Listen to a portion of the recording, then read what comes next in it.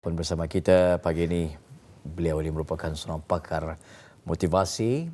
Yang kita maksudkan ialah Yang Mulia Tuan Haji Aminur Hazim bin Haji Osman. Assalamualaikum Tuan. Waalaikumsalam warahmatullahi wabarakatuh. Apa khabar pagi ini, sihat ya? Alhamdulillah. Apa khabar? Kami berdua sihat saja, baik saya pagi ini ya. Alhamdulillah. Rasa-rasanya ini bukan kali pertama Tuan kemari? Ya, alhamdulillah. Ini penampilan kali yang ketiga juga. Kali yang ketiga.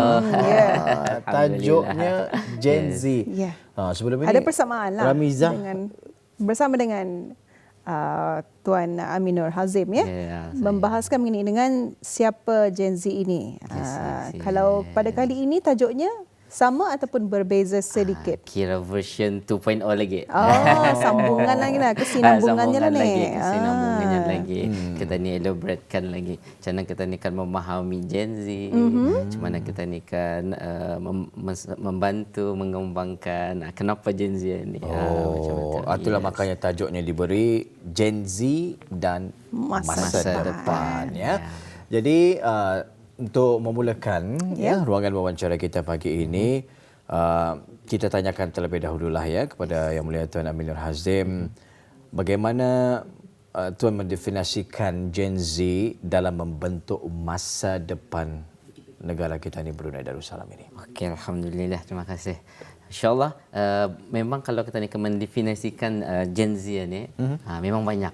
Macam-macam orang mendefinisikannya. Tetapi kita ni melihat di sini, kita ni akan melihat skop yang kecil sedikit. Kita ni lihat di sini Gen Z ni ialah pemacu wawasan kita ni 2035. Apa maksudnya pemacu tu? Penggerak. Tanpa penggerak, mungkin wawasan itu macam mana tadi akan mencapai. Satu, kita memerlukan adanya Gen Z itu. Dan antara lain lagi, apa lagi dimasukkan dengan pemacu di sana. Kita ni boleh melihat dua elemen penting. Gen Z ni satu, kita ni melihat diorang sebagai digital architect. Apa yang dimasukkan dengan digital architect kan ni? Dapat tadi lihat ada 3 elemen juga digital architect itu. Sebab diorang ni boleh merancang, membina dan menyusun melalui teknologi-teknologi yang ada. Dengan ada data-data kan, alhamdulillah generasi Gen Z ni diorang dekat dengan teknologi. Celik teknologi. Ibarat diorang tahu macam mana silap beloknya. Macam mana ibarat diorang ni bekerja dengan lebih pantas. Satu digelar digital architect. So lebih positif di sana kita. Maksudnya diorang lahiran ni memang zaman-zaman teknologi sudah mula berkembang pesat pada ketika itu. Zaman macam tahu takan saja. Muzik pun tahu takan. Kalau kita ni dulu pasal kaset dipusing-pusing lagi. Semua di hujung jari. Satu kita ni galar diorang digital architect tu. Supaya lebih positif. Dan antara lain lagi yang pernah dikongsikan, Gen Z ni boleh kita ni katakan the new oil. The new oil kita ni di Brunei. So ibarat ia satu aset yang bernilai. Sumber tenaga lah tu. Sumber tenaga. Kan generasi Gen Z kan, the new oil. And then diorang punya idea, diorang punya mindset itu sentiasa ada. So ia akan menjadi aset negara yang bernilai dari segi kepelbagaian aspek. Kalau mindset sudah kuat, positif, negara lain pun menggunakan kita ni punya Gen Z ni. Contohnya. So that's why kita ni melihat di sana ada new oil lah tu. Pasal tu kita ni perlu tapis. Ibarat minyak kan. Digali minyak ni bukannya terus-terus kan tu. Perlu kita ni tapis dulu. Ada proses-prosesnya. Ada prosesnya. Kita ni mau minyak yang berkualiti kan, perlu ditapis. Ya, betul. So ibarat Gen Z kita ni, generasi baru ni, kalau kata ni tapis ya, balai ya, ibarat orang kata ni calak. Dicalak ya bisa-bisa, kualitinya bagus, insya-Allah. Cuma itulah antara sedikit tadi boleh mendefinisikan apa dia Gen Z. Ya, itu mukadimahnya untuk kita ni mengenal siapa Gen Z ini. Dan kalau yang seperti Tuan kongsikan sebentar tadi, mereka ini juga dikenal sebagai digital architect kan. Mengenai dengan itu, mereka ini memang suka untuk membuat suatu perkara dengan pantas. Semua cepat. Ia nak mau melengah-lengahkan masa ni. Dan kalau dapat dikongsikan bagaimana sebetulnya kepantasan ini boleh menyumbang kepada masa depan yang produktif. Silakan. Yes. Kalau tadi lihat kepantasan ni pun ada dari segi dua perspektif juga. Ada positifnya, ada negatifnya. Boleh laju-laju saja macam tu. Tapi cara tadi kan melihat dari segi positifnya di sana. Apa tadi lihat positifnya di sini ialah dari segi kekuatan productivity. Apa yang tadi dapat lihat dari apa yang maksudnya di sana kepantasan atau ialah dapat tadi katakan high velocity efficient. Maksudnya terlampau laju tu tak. Sudah terlaju cakap. Efficient tak lagi. So apa kata ni dapat lihat dari high velocity efficient itu? Mungkin satu, ia pantas tadi kan, tapi macam mana? Kita ni work smart, macam tu. Mesti ada work smart atau. Ia laju, tapi ada smartnya, ada kreatifnya, dipantau lah. Cuma kita tadi, kenapa kita ni perlu tapis satu. So dengannya ada generasi sebelum membantu generasi Z tadi untuk lebih maju di masa hadapan. Work smart, work hard tadi, work smart. Work smart. Okay, and then dari segi kelincahan durang dari segi teknologi. Durang tahu silok belok, shortcut istilahnya. Macam mana akan membuat, contohnya memasukkan ke dari si calculation lah istilahnya lah. Kan ada formula-formula tertentu. Dimasukkan saja dalam sistem, dorang tahu tekan saja data, everything semua keluar. Senang, ibarat begitu efisien lah. Tapi itulah kelebihan mereka kan, mereka pandai menggunakan teknologi ni. Sebab itu mereka Gen Z kan, berbeza dengan yang lebih lahir lebih awal. Mungkin mereka memerlukan latihan untuk belajar menggunakan teknologi ini tadi, berbeza dengan mereka yang lahir dengan teknologi ini ada di hadapan mereka ya. Di sana kita ni melihat kemahiran ini nanti akan mampu membuatkan mereka ini sumber tenaga yang cepat, cekap dan juga efisien. Jadi ini akan menyumbang kepada pembangunan negara kita ni tuan. InsyaAllah, sebab kalau pembangunan negara lajuan masa ni lebih produktif cepat lah. So kita ni perlu kepada produktif. Tapi produktif cekap yang macam mana. Perlu juga ada memberikan quality yang bagus. Especially dari segi diorang punya kelebihan hasil kerja dan dari segi values juga perlu juga ada. So ia membantu dari segi masa depan negara kan untuk lebih produktif. Jadi maksud pantas di sini pasal mereka ni boleh menggunakan teknologi ini dengan lebih pantas. Dan antara lain yang paling penting juga dari segi kepantasan itu, jangan tadi lupa diorang boleh real time dalam problem solving. Maksudnya apa itu tuan? Real time problem solving itu. Contohnya kan ke dalam keadaan ini kita ni akan menghadapi pelbagai isu. Betul. Macam mana kita ni isu ada, macam mana kita ni mencari solusinya, solusinya, menyelesaikan. On the real time atau? On the real time. Contoh exact time kan? Macam mana tema tu generasi Z ini akan menyelesaikan isu-isu tertentu. Mungkin dengan ada kepantasan diorang, pakai solusi macam mana lebih pantas. Dicampur lagi dengan generasi sebelum dengan ada pengalaman yang hebat, lagi terlaju. Bersatu. Tiba-tiba mic dia berbunyi. Apa yang perlu dibuat? Real time betul. Real time ada solusi. Adakah kabelnya disambung dengan macam tu. Ada efisien lagi. Tiba-tiba lah otak bergerak. Semua berhubung, bersatu. Tapi janganlah tu Bagaimana Gen Z ini memanfaatkan teknologi ini tadi?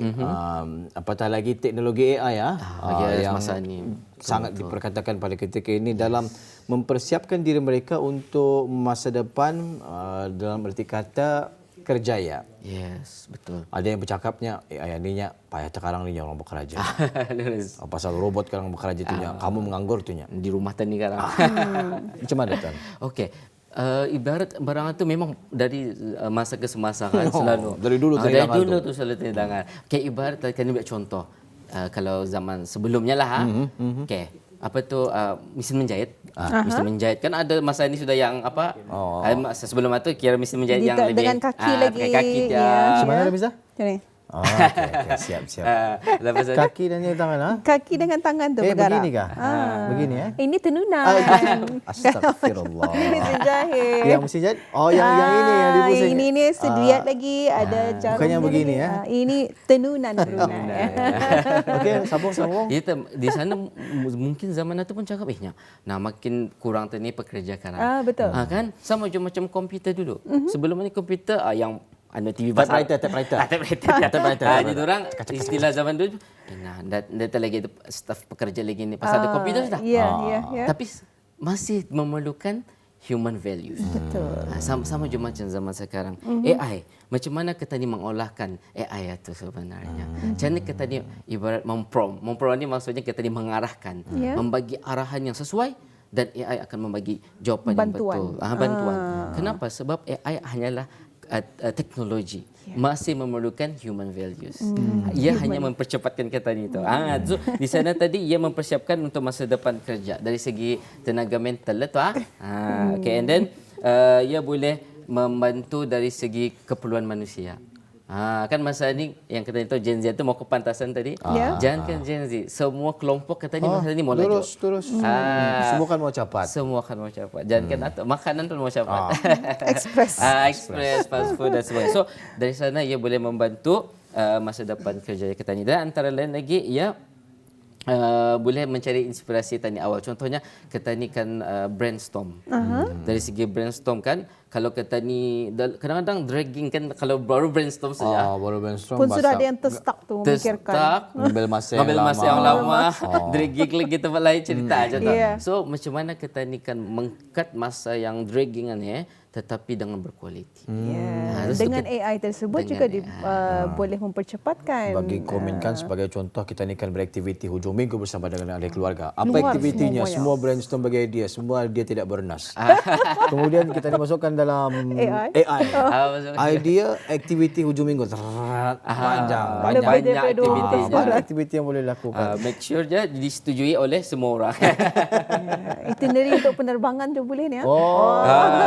Bercuti Jadi di luar negara. macam itulah kegunaan teknologi ini nanti. Yes, kegunaan teknologi itu nanti akan datang. Drone still je memerlukan human values. Kenapa? Kalau selain daripada Gen Z, Gen sebelumnya tu indah pandai menggunakan ke AI ni? Kalau mungkin ia bukan indah pandai tapi belum tahu. Perspektifnya mungkin berbeza dengan generasi Yes, Gen Z ni. perspektifnya berlainan. So mungkin orang akan cakap jangan tutup, kadang dah lurus je. Data tu belum tentu lurus dan indah lurus. Tetapi ialah dari sana, perspektif di sana macam mana kita ni kan memahami setiap generasi itu kan. So mungkin juga, kalau generasi sebelumnya boleh memberikan arahan ataupun pertanyaan persoalan yang sesuai. Lepas itu Gen Z membuatkan. Betul. Kerana mereka yang tahu silap belaknya ni. Diorang tahu silap belok. So ada jawapan solusi. Cantik tak? Compensate semuanya lah ni. Kalau bersatu. Masya Allah. Begitu. Boleh rancak ya. Okey, jadi seterusnya. Kalau ya. kita berkata dengan Gen Z ni kan, memang dari awal tadi Gen Z, mereka inilah digital architect, inginkan suatu perkara yang pantas. Jadi mereka ini lebih intelek dari segi teknologi. Kalau sudah ada inteleknya tersendiri, kalau mencari pekerjaan pun ada asbab-asbab yang tertentu. Ada ekspektasi mereka yang tersendiri. Betul ya, ekspektasi mesti dia. Jadi sila huraikan tuan. Kalau dulu kita ni, aku ni degree. Yelah kan. Mesti expectation dia macam mana. Aku ni A-level, ni. Mesti macam mana. Dulu A-level tu kira tinggi sudah tu. Oh yes. Dulu sudah tu hebat sudah tu. Hebat sudah. Apa tu lagi keluar negara? Masya Allah. Itu pun sesuatu yang dipandang tinggi. Tapi sekarang itulah kan Gen Z, oleh kerana aku lahir di zaman teknologi ini dan mempunyai kemahiran sebegini, ada ekspektasi mereka di tempat kerja masing-masing. Macam mana itu? Macam mana pendapat So macam mana dengan ekspektasi diorang itu, expectation diorang itu. So kenapa mesti ada expectation itu kan? So antara lain kita ni melihat 3 elemen lah. Satu yang pertama mungkin dari segi positifnya, kita ni kan melihat positif, transparent dari integritinya. Ketulinan diorang. Diorang mau membuild trust di sana.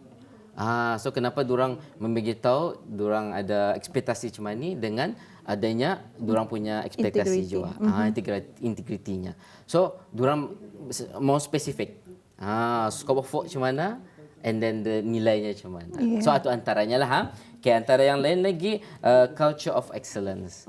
Mau membuild satu environment yang positif, yang sentiasa membangun kita ni lebih pantas dan sebagainya. Ya, betul. Kalau dulu mana ada ni kan, Tuan, ini dengan vibe yang positif, aura yang positif.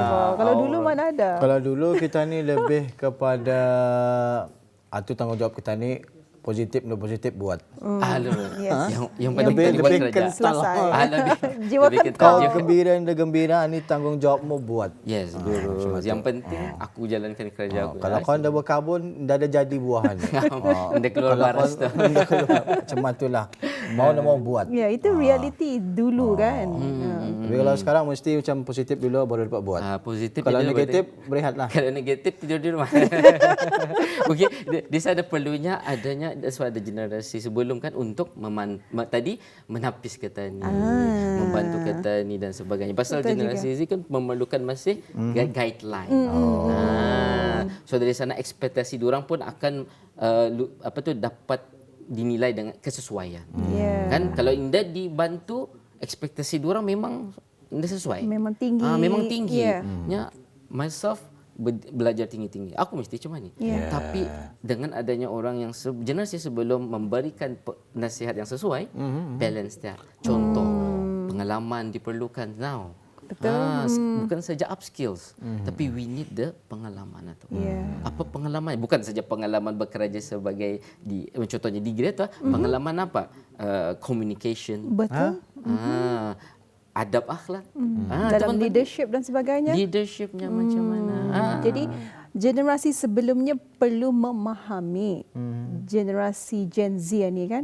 Kalau generasi sebelumnya ini memahami, mungkin saja generasi itu akan memarahi, mengeritik. Sebenarnya mereka yang dah faham.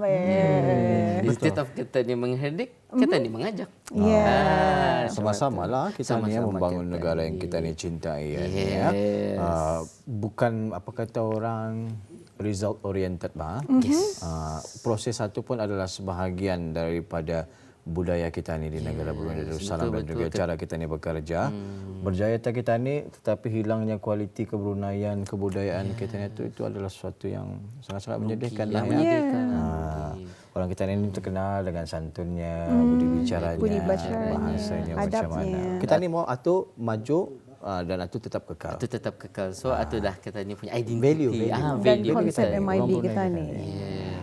Baik, masa masih panjang alhamdulillah. Banyak sebenarnya ingin kita ni tanyakan ni. Antaranya juga adalah mengenai dengan penekanan terhadap keseimbangan kerja dan kehidupan yang memberi kesan kepada prestasi jangka panjang. Yes. Macam mana tu menurut tuan sendiri? Alright, lurus. Soal menekankan keseimbangan kerja tu macam mana sustainability tu macam mana untuk jangka masa yang panjang. Macam mana perform kita ni kan melihat supaya ia konsisten. So antaranya kita ni perlu menilai dan melihat daripada aspek sustainable performance. Macam mana performance yang untuk sustain atau antaranya kita ni akan melihat dari segi recovery contohnya ya memang akan mula-mula bekerja and then lepas itu ia akan turun kualitinya. Saja kan caranya kan berpanjangan bagus. Perlunya ada recovery di sana. Macam mana recovery ni? Contohnya adanya perlunya rehat ataupun antara lain diperbaiki apa kekurangan itu. So memang ke dalam kehidupan tadi ni memang akan adanya kekurangan. Betul. Anda kan semuanya perfect. So adanya kekurangan, tani check, recovery, lihat, perbaiki, ada solusi, makin cari. Ibarat contoh kan sebelum ni contohnya dari segi social media kan. Sebelum ni berteks-teks saja. And then upgrade slowly ada untuk upload video lagi. Slowly upgrade dia lagi. Cuma itulah Ada dalam efek politik. lagi. Ada efek lagi. Ada music lagi. Makin upgrade. Ada music, ada filter, ada AI. Ada filter. Semakin berkembang kan teknologi itu, alhamdulillah semakin dapat memuaskan pengguna-penggunanya. Baik, masa sebenarnya sangat mencemburui kita ni sekarang sampailah sudah ke penghujung wawancara ini ya. Untuk menutup wawancara ini, ingin kita ditanyakan ni, dalam konteks wawasan Brunei 2035, apa peranan Gen Z dalam memacu pembangunan negara? Okey, alhamdulillah ya, memang sangat pentinglah untuk kita ni sama-sama mencapai wawasan 2035, especially Gen Z sebagai pemacuan ya. Okey, kita ni lihat diorang sebagai executor and steward, maksudnya pelaksana dan pemangkulah. Tanpa pelaksana kita ni ada pemimpin tapi pelaksanaan ada, macam mana akan mencapai. Kedua-duanya main peranan. Okey, and then dari segi melalui kemahiran teknologi juga. Kita ni memerlukan diorang punya ideas, creativity dan sebagainya. Mungkin generasi sebelum kreatif tapi kreatifnya dengan sana. Perlu kita ni kreatif yang lebih atas lagi macam mana dari segi dengan teknologinya. Diorang tahu kalau kita ni cakap kita memerlukan sedikit contohnya video kan?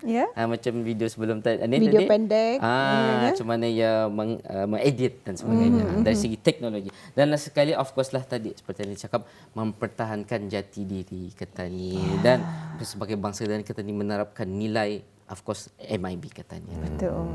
So insyaallah mudah-mudahan dengan adanya generasi Gen Z ini sebagai pemacu penggerak boleh memacu wawasan 2035 insyaallah. Insyaallah mudah-mudahan ya. Di mana mereka sekarang Gen Z ni? Okey, kata ni tunggu durang mungkin berada di luar sedang berusaha untuk memajukan negara tadi sama-sama. Yes. Sama-sama. Yes, insyaallah. Insyaallah ya. Mudah-mudahan dan insyaallah mudah-mudahan durang yang akan membantu negara kita ni sekarang lebih dikenali di luar sana. Masya-Allah. Hingga ke mencapai wawasan 2035. Amin. Amin. Jadi alhamdulillah kita ucapkan terima kasih juga kepada Yang Mulia Tuan Haji Aminur Azim bin Haji Osman, pakar motivasi kita membicarakan mengenai dengan Gen Z dan masa depan. Semoga dapat memberikan nilai tambah dan juga manfaat kepada Auda. Sekali lagi kita ucapkan terima kasih Tuan. Sama-sama. Untuk itu, Assalamualaikum. Waalaikumsalam warahmatullahi wabarakatuh.